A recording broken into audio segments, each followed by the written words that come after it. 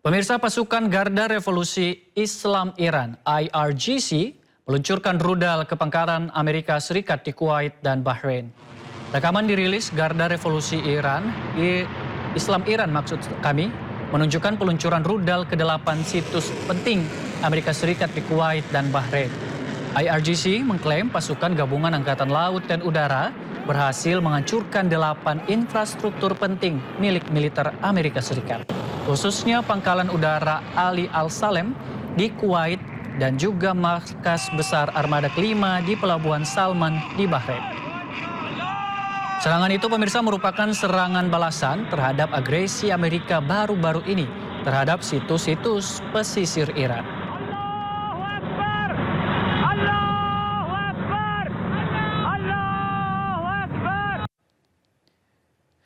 Pemirsa, Iran juga menyerang Bahrain dan Kuwait pada Minggu dini hari. Bahrain dan Kuwait menyatakan bahwa Iran menargetkan mereka dengan serangan drone dan rudal. Serangan ini bersamaan dengan pengumuman Badan Maritim Multinasional akan memperluas rute pelayaran di dekat Oman.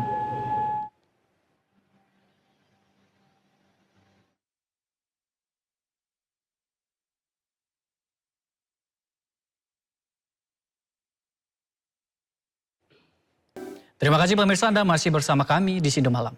Sebuah truk tangki bermuatan gas terguling dan meledak hebat di Jalan Raya Texcoco, Calpucalpan, negara bagian Meksiko. 2 orang meninggal dunia. Ledakan besar memicu kebakaran hebat yang dengan cepat menyebar ke lereng bukit setelah sebuah truk tangki pengangkut gas terguling di Jalan Raya Texcoco, Calpucalpan, negara bagian Meksiko. Rekaman video memperlihatkan kepulan asap hitam pekat membumbung tinggi ke langit, sementara kobaran api terus membesar. Truk tangki berkapasitas 24.000 liter itu mengalami kecelakaan di ruas jalan sebelum terjun ke lereng bukit dan terbakar. 1 orang mengalami luka-luka, sementara 2 orang yang berada di dalam truk tangki meninggal dunia.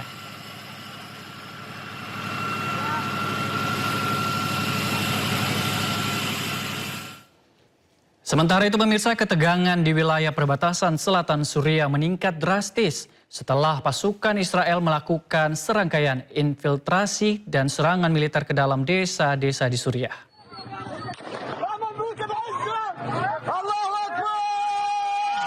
Pasukan militer Israel menyerang Suriah Selatan dan memperluas kendali militer. Aksi pasukan Israel memicu konfrontasi langsung dengan penduduk setempat. Dalam upaya mencegah masuknya kendaraan militer Israel, warga setempat memblokir jalan-jalan utama dengan batu-batu besar. Konflik memuncak ketika helikopter militer Israel menyerang Suriah Selatan. Sebelumnya pemirsa, bombardir intensif telah memaksa penduduk desa melarikan diri demi mencari perlindungan. Meskipun keadaan lapis baja Israel menarik diri dari pusat desa, aktivitas militer di udara tetap intens dengan banyaknya suar cahaya yang dilepaskan, serta penerbangan pesawat militer.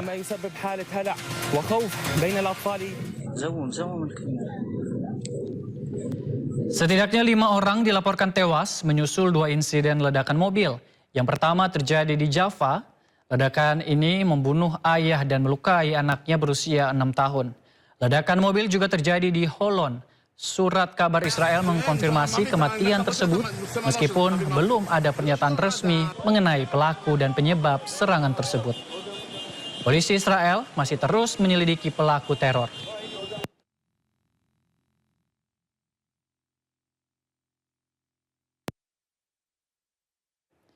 Pemirsa, viral video menuding oknum anggota TNI merampas 16 ekor lembu milik seorang ibu di Kabupaten Labuhan Batu, Sumatera Utara. Tudingan ini dibantah Kodim 0209 Labuhan Batu.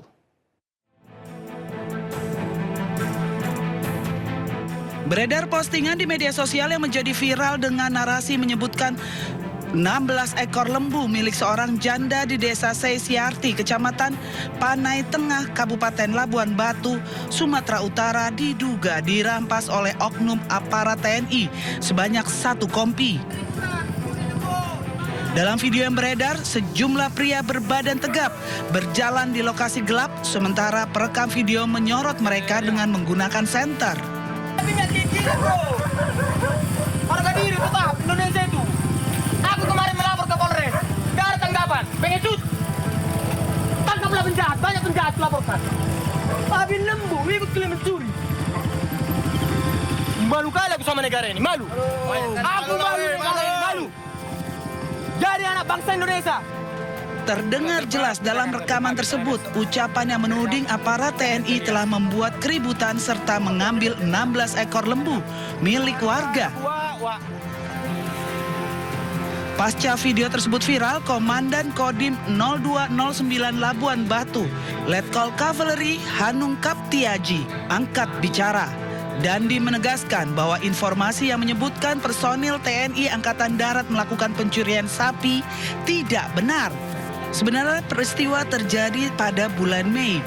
Terjadi konflik antar dua warga yang berinisial MS dan J di desa Sesiarti yang berkaitan dengan sengketa kepemilikan lembu. Bahkan kedua belah pihak diketahui sudah saling melaporkan permasalahan ini kepada pihak kepolisian. Dandi menegaskan tidak ada keterlibatan personel TNI seperti yang dinarasikan dalam video yang viral tersebut. Keberadaan personil TNI di lokasi hanya untuk melakukan pengamanan agar konflik antar kedua pihak tidak meluas dan situasi tetap dalam kondusif. Ada video tersebut, tentunya juga kami mengevaluasi kegiatan seperti apa. Apakah benar adanya keterlibatan anggota di situ? Kami sudah melaksanakan pengecekan sampai dengan sekarang terkait dengan keterlibatan tidak ada. Tetapi memang ada personil yang melaksanakan pengamanan dalam rangka pada hari itu memang situasi konflik antara kedua belah pihak ini sedang sangat tinggi. Nah, anggota yang pengamanan tersebut itu menjaga agar situasi menjadi kondusif. Letkol Kavaleri Hanung Kaptiaji menyayangkan persoalan konflik antar warga tersebut justru menyeret dan membawa nama institusi TNI Angkatan Darat dalam narasi yang dinilai tidak sesuai dengan fakta di lapangan. Dari Labuan Batu, Sumatera Utara, Randi Kurniawan, iNews melaporkan. Kita ke berita selanjutnya, pemirsa. Diduga kerap kali dilakukan pelecehan seksual secara verbal, 4 pegawai negeri sipil atau ASN melaporkan Kepala Satuan Polisi Pamong Praja atau Kasatpol PP Kota Bekasi, Jawa Barat ke Komisi 1 DPRD Kota Bekasi. Yang menyatakan bahwa pertimbangannya dapat direkomendasikan. Inilah rekaman video amatir saat Kepala Satpol PP Kota Bekasi berinisial NS tengah menghadiri pemanggilan oleh Komisi 1 DPRD Kota Bekasi. Kedatangan Kepala Satpol PP ini ke gedung Wakil Rakyat ini dimintai keterangan serta dipertemukan dengan 4 ASN yang bekerja di Dinas Satuan Pamong Praja Kota Bekasi yang diduga menjadi korban dugaan pelecehan seksual secara verbal. Dugaan pelecehan seksual secara verbal yang kerap kali dilakukan Kepala Satpol PP terhadap korban yang merupakan bawahannya. Usai dimintai keterangan Komisi 1 DPRD Kota Bekasi, korban tidak kuat menahan tangis.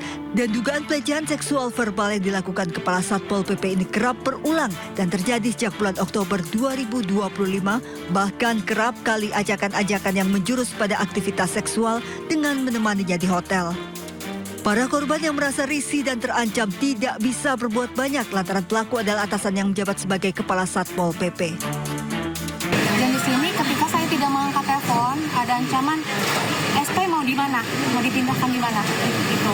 Udah terlalu banyak chat mas saya, makanya saya sebagian ada di handphone saya, chatnya dan teleponnya.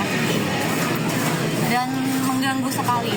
Bantahan dari Kasatpol PP? Ya masih bantahan sih ya, memang bantahan ya, memang katanya tidak ada terjadi pelecehan verbal. Tidak ada. Ya, jadi